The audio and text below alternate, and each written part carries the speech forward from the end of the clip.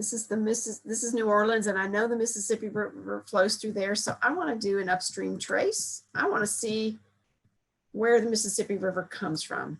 So I'm going to click that. Wow, that's amazing. Howdy, folks. Welcome back to the Austin Earth Science Zoomerama. Today's speaker is Lynn Balquist of the United States Geological Survey. And Lynn's going to be talking to us today about the USGS Streamer. Thank you, Lynn. Thank you, Linda, for that great introduction. Linda and I have worked for many years together on sharing our enthusiasm for the earth sciences to anyone and everyone that we can. So thank you for the opportunity to do that again today. Today, I'm going to be sharing some information about a really fun web application that we have. And before I get into that application, I do want to share some concepts with you.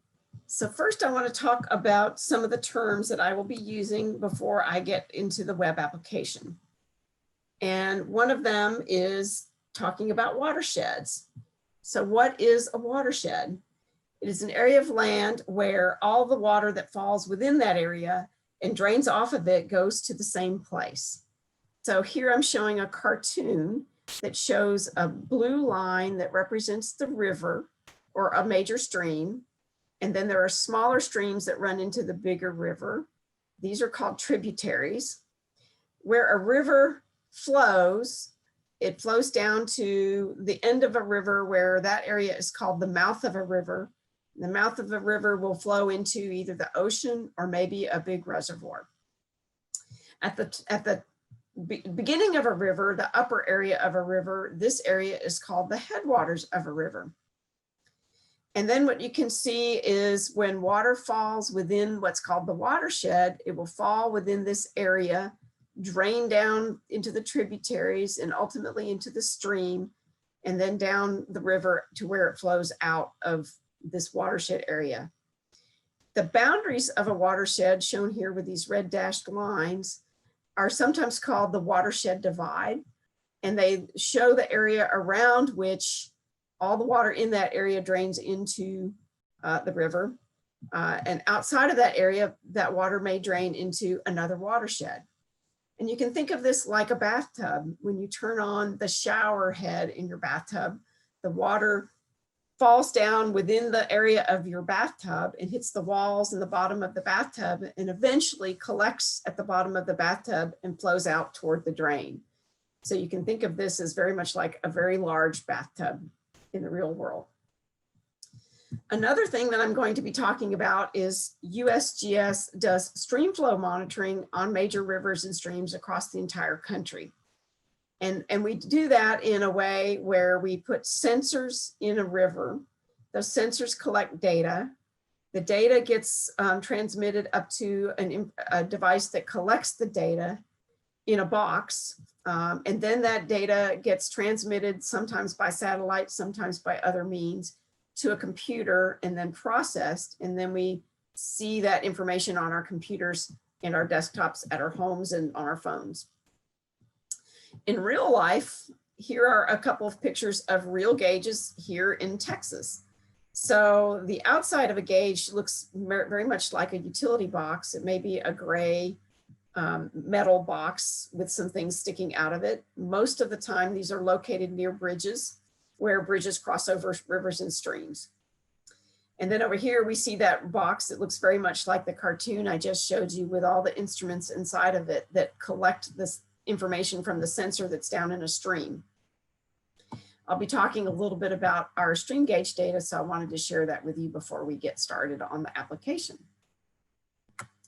So next, I'm going to be talking about USGS Streamer. So the easiest way to find it is to Google or do a web search for USGS Streamer.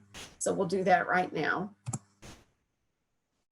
And I'm going to click on this link right here where it's the second one in this list. And open up the web application. So here's the website that introduces Streamer. And there's a little bit of introductory information. We're going to go right to Exploring Streamer. So we'll click this link right here to open up the web application. When it first opens, we get a splash screen that tells you a little bit about the features of this web application. It tells me I can trace downstream or upstream. I click a button on a stream, and then it draws a line either upstream or downstream.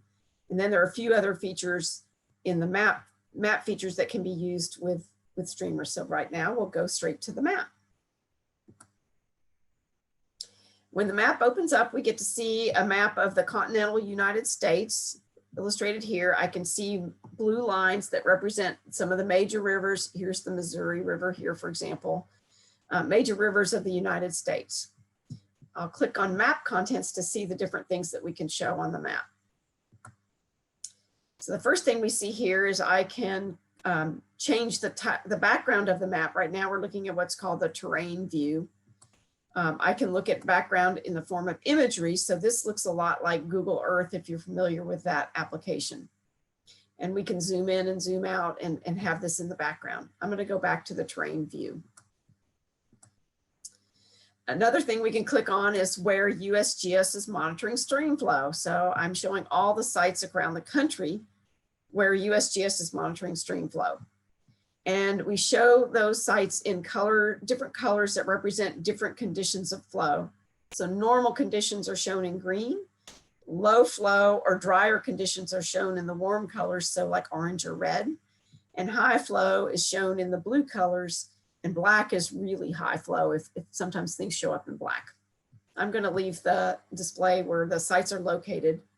And you can get a sense of where the dots are located, how they follow our major rivers.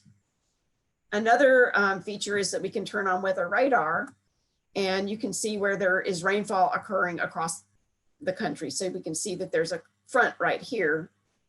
If there was rainfall occurring in Texas, then we would see that. I'm going to turn that off. I can click my cursor and move the map around, and I can zoom in.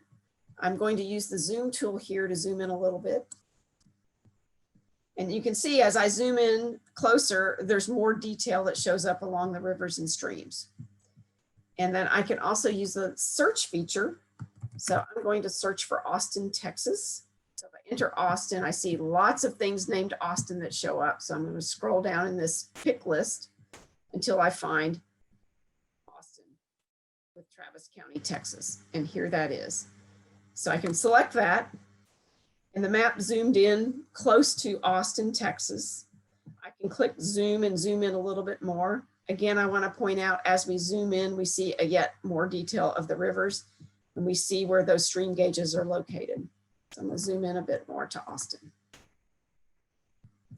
Click this off. So what's shown here in this box is I have the latitude and longitude of the location of that circle.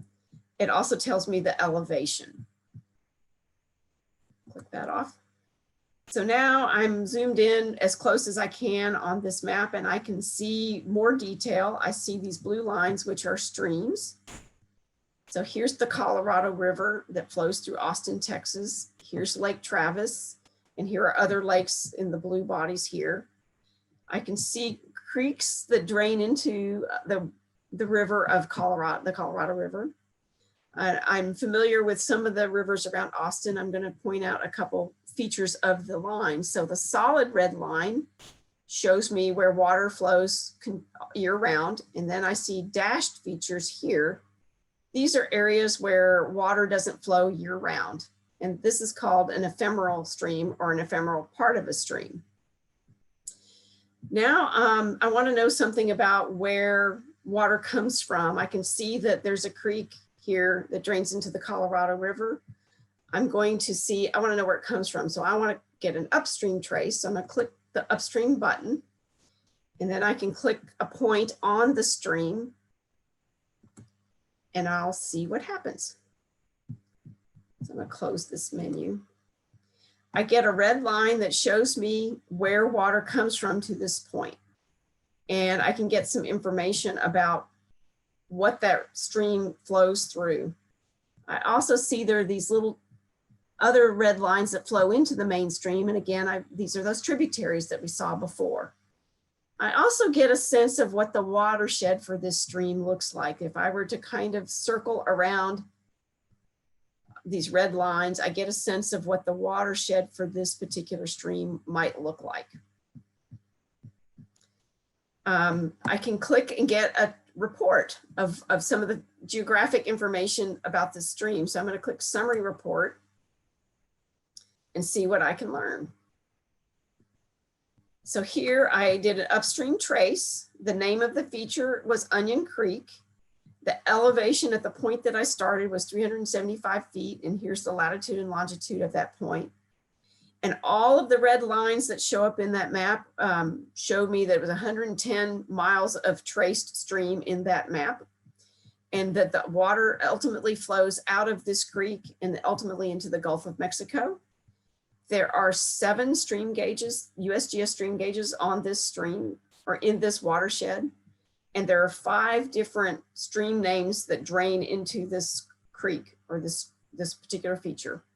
It also shows me that it crosses through 6 communities or towns and through 3 different counties before it flows into this river. So we get some information about where this river is located, the population of people that are near this stream, and that kind of information. So I can also go back to that trace and I can click and get a more detailed report. It gives me the same information that we just went through.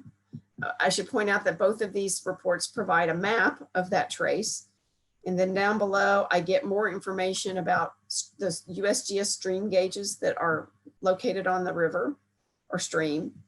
The stream names that were mentioned are now described here. These are clickable links to the USGS stream gauges. We won't do that yet. And then here are all the communities that are mentioned that this river flows near or close to. So I want to go back to this stream review and I want to talk about, I'm going to clear the trace. And I want to show you, I saw where, we saw where Onion Creek began, and now I want to see where it flows to. So let's do a downstream trace. I'll click up here. So I can now see that this little creek that is in Austin now flows down into the Colorado River and then flows all the way down to the Gulf of Mexico. So I can again get a trace report. I can get a detailed one or a short one, and I can get some information about the trace. In this case, looking for the number of miles going downstream was 344 miles. So even though the distance, the straight line distance to the Gulf is not that long, you can see there's all these windy areas of the stream that add to the mileage of the river. Now I want to go back to explore the Colorado River and see where it comes from. So I'm going to clear the map again. I want to do an upstream trace. And the Colorado River is one of the major rivers in Texas. So I now want to follow it upstream and see where it comes from. Wow, you can now see that this is a major river in Texas and it flows through Austin, which is right in this area, and keeps, and ultimately the headwaters of this river start all the way into southeastern New Mexico. And we also get a sense of what the watershed for this river looks like. And so I'm drawing, where all the different tributaries drain into this creek. So depending on the size of the river and the stream, you get a lot more detailed information. I want to zoom in to, I'm going to clear the map and I'm going to zoom back into Austin. And this time I'm just going to move the map around to get into Austin. And I want to talk about some kinds of more detailed information that you can look for. 2 years ago, right about this time of year, there was a really big flood that came through this area and affected Austin's drinking water supply. Some of you may remember that, those of us from this area. And that flood brought sediment into the places where Austin gets its drinking water supply. I'm going to zoom in a little bit more. And Austin's drinking water supply comes from the Colorado River, from Lake Austin, which is a dammed up part of the river right here, and also from Lake Travis. So where did that sediment come from? Well, we know if we follow the river upstream and we keep on going and we come to a reservoir, I'm going to zoom in a little bit more to get the labels to show up. This is Lake Marble Falls in the city of Marble Falls. This is Lake LBJ. Some of you may be familiar with that area. And as I keep going up, I can see there's a river that drains into the upper reaches of Lake LBJ, and it's called the Llano River. I can see that there's a dot here. This is one of the USGS stream gauges. And I want to know where the stream comes from. I do know that there was a big flood that occurred on that river. And I do know that a bridge washed out right in this area. So I want to know where all that water came from. I'm going to click an upstream trace. So just like we've done before, we can see that the Llano River goes out west from Lake LBJ. It goes through the town of Llano, and it goes farther west. And we get a sense of the watershed for this river and all the little tributaries that contribute to that river. And I'm going to get a detailed river report. So I can see that there are 6 USGS stream gauges and 43 named streams that drain into this stream, and that it flows through 10 counties and 14 communities. But I'm interested in looking at some information about the flood that occurred 2 years ago. And I'm looking at, I'll go back here and look. I can see that there are several gauges listed here. I happen to know that the gauge right here is the most downstream gauge near the town of Llano. And anything that's flowing down this river is going to flow past that gauge. So I want to look at the, what I might learn from the flow at that USGS stream gauge. So I'm going to click here. And this is going to open a database where we store our water resource data. Some of the things that you can learn right away are, here's the USGS stream gauge name and ID number. I can see that this particular gauge is funded by LCRA and USGS to collect the data at that location.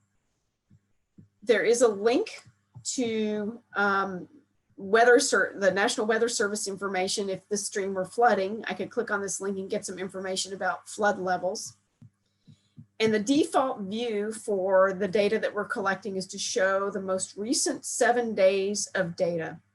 So I'm gonna scroll down and look at some of the graphs. So we show them in graphical form. What I'm showing in the first graph is on the horizontal axis is time, where the most recent day is here on the right. So on the x-axis, it starts with 7 days ago and moves up to the most recent time frame. And then on the vertical axis is something called discharge. And we used water flow or stream flow as interchangeable terms for that. So on our graph, we say discharge, but this is really discharge measured in cubic feet per second. I'll scroll down and look a little lower. And another graph that we usually produce or share is something called gauge height versus time. So here's my time axis again, most recent 7 days, where today is October 15th. And then gauge height is another thing where it's water height, or also known as gauge height or stage. You'll see those terms used interchangeably. And we're measuring the height of the water from a reference point located at the monitoring location. So I know that the flood that occurred was back in October of 2018. So I'm going to change the dates right here and see if I can look at the time frame of that flood. So I'm going to change it to 2018. Let's go and look about a month before. We'll look a month after. I'll click go. And this will change the time frame of which we're looking at the data. So once that's done, we'll scroll down. And now I can see, unlike what we were looking at before where the line was really flat, I can see that it was kind of low. Discharge or stream flow was really low. It was just a bit above 1 here on this graph and actually dropped really low. And then I can see that it starts to come up. It looks like probably we had some rain, and this is now in August. And then it starts to dry up again, and we get a little more rain. It dries up a little bit. We get a little more rain. It dries up. And here in September, we get a bigger spike of stream flow, and that drops off. And then here are where we get the big flooding rains that we had, the big floods that occurred in October. So we see these spikes, and we can look at those closer, but I'm going to show you gauge height first. So we see the same thing in water height. We go over time. In August, water's really low. And then we get a little bit of rain, which is common at the end of summer. We start to get a little bit more rain than after that hot, dry summer. And we get a little more. And then we see a peak right here that occurred in September. And this red line here is actually the National Weather Service flood stage for this particular river at this location. So we can see that this peak just got above the flood stage for a little bit and then dropped off. Well, if we go back and look at October, we see those events that occurred in October, the spikes went really, really high. I'm going to look at one of these spikes much more closely. So again, we can change the dates.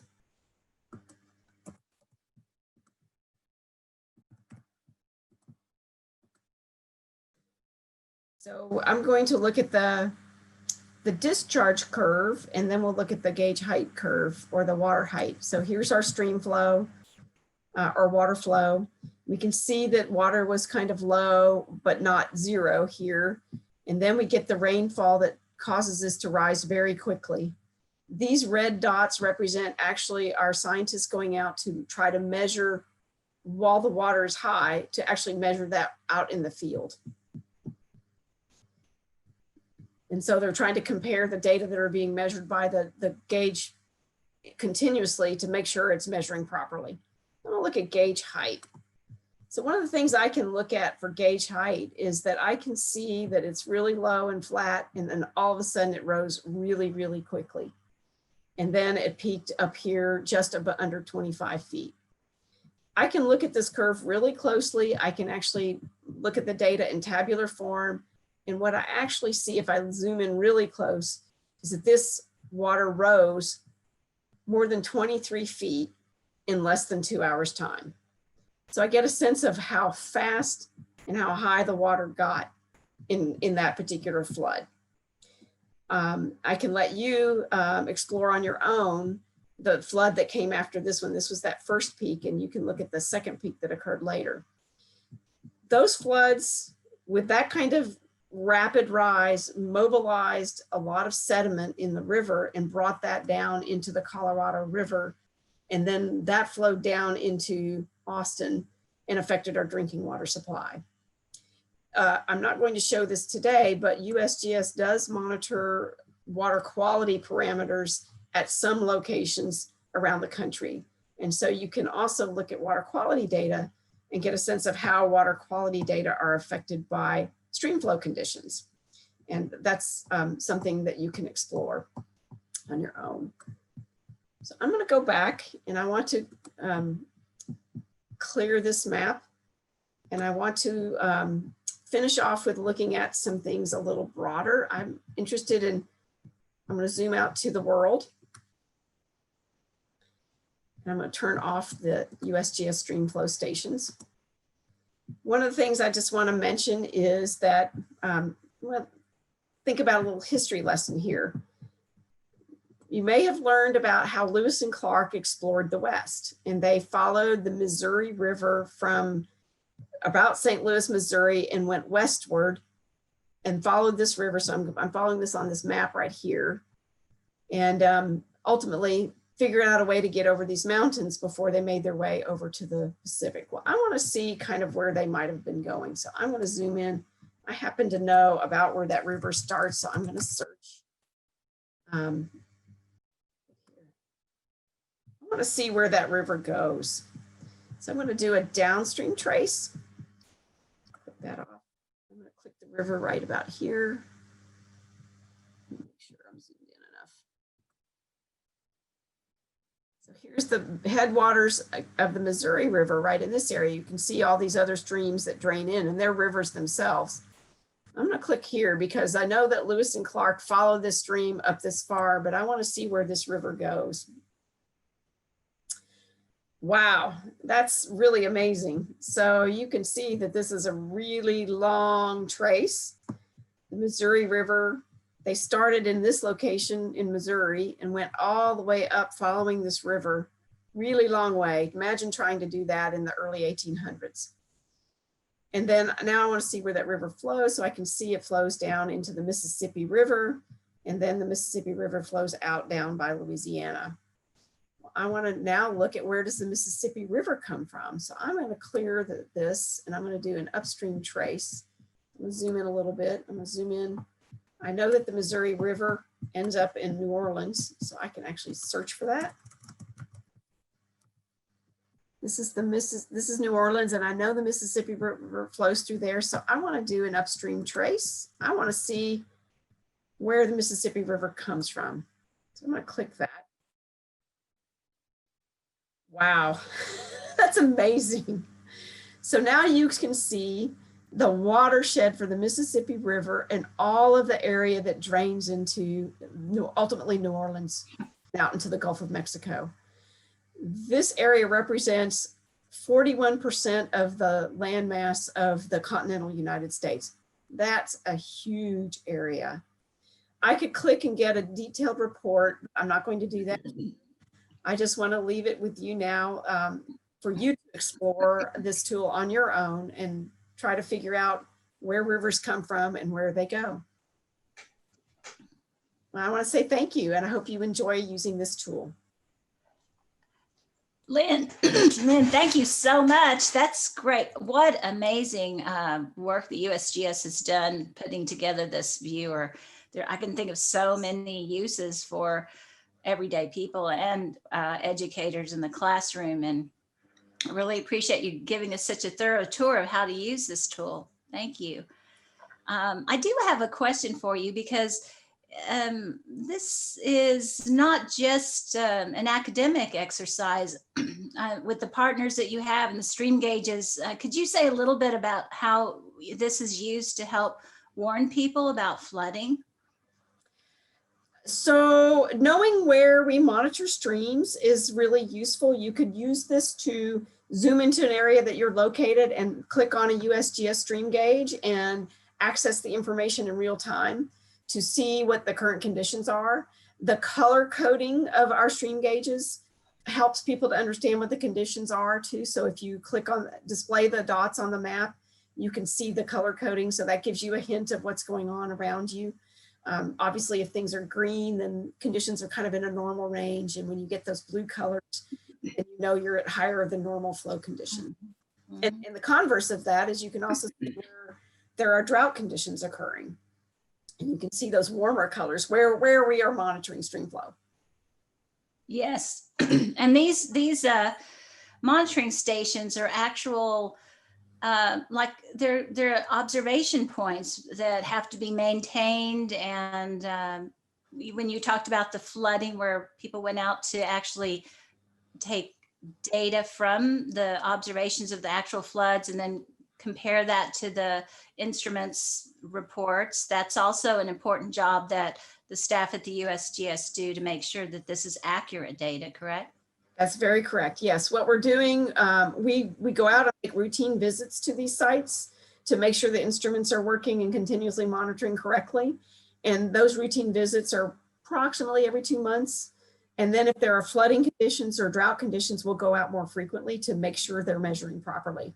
And the beauty of this is we're doing this all across the country. So the way we're monitoring in Texas is the same as the way we're monitoring in Arizona, Hawaii, or New England. So the data are comparable across the country. The quality of the data are comparable across the country. Yeah, that monitoring work is essential, and it's been going on for a long time, right? The USGS data and their observations, there's a long history to the USGS and this work. Yes, as a matter of fact, when you click on the the data points to access the data. There's information about the history of each gauge that we're, the length of period of record that we've been monitoring. And that particular gauge that I showed you for Llano River at Texas, that's one of our centennial gauges, which means we've been monitoring for 100 years or more at that location. Wow. We have a number of centennial monitoring sites across the country. Most of the stream gauging in the United States began in the very late 1800s. I say most, the earliest sites started in the late 1800s, and one of the oldest sites in the country is located, some of the older ones are located in Texas. Well, thank you. Thank you so much.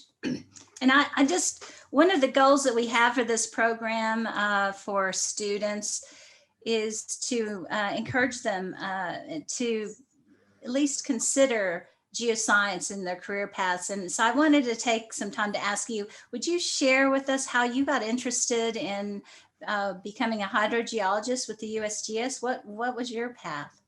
Sure. I think that's a great question. It was kind of entertaining. I think a lot of people who get into the earth sciences don't pick that as their primary goal as a career, and I was one of those.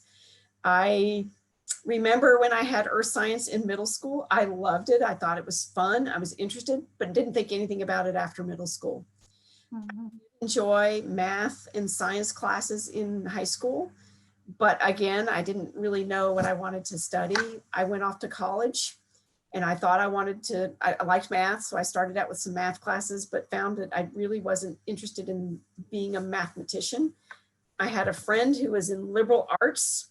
She took geology as an elective for her science major, required science class. And she talked about how much she liked the class. And I went, I like that in 8th grade. I think I want to be a geologist. That's really how I got into that. I did have an interest I like being outside part of the time. So I wanted to be able to do things outside. I love to solve puzzles. I've always enjoyed puzzles of all kinds. And so I think science is very much like that. If you like to solve riddles and puzzles and things like that, science questions are all about trying to figure out how to get in, what is the answer that you're looking for? What does this thing do? Just so many questions. So it was a natural fit. Thanks for sharing that. It's really fun to listen to people's stories about that. Now, one of the other things that we promised our audience is that we would share some hands-on activities. So what I'd like to do is share my screen and show you, start with the Zoomerama webpage and show you some of the educational resources we have posted there. So this is the page we've set up for the presentation today on the USGS, where you'll find the information and links to the USGS Streamer application. And at the bottom, we have some educational resources. The USGS has excellent educational resources. You'll find wonderful things in their water science school, especially in general, a really leader in this area. But I want to highlight one that's a hands-on activity. To understand watersheds, it's really important to understand topo maps and drainage patterns. So I picked one that we have linked. All the information you need to do it is here on how to make a topo salad tray model. There you could substitute other materials. That on this, here's an example of a topo map that's provided. And here you see how layers of different clear materials are used in these salad trays to build the topo map that you see. So I'd encourage you to try doing this 3D topo map, and you might want to even pick a different area, a different topo map to work with. But this would be a great hands-on activity that you could do in your classroom or at home. And I appreciate Lynn for sharing this with us. Yeah, that's one of our more popular activities. People really enjoy doing that. It's very popular at outreach events. So I think kids would enjoy doing that, and you learn something about landform and the shape of land and high points and low points. So it's very useful. Yes.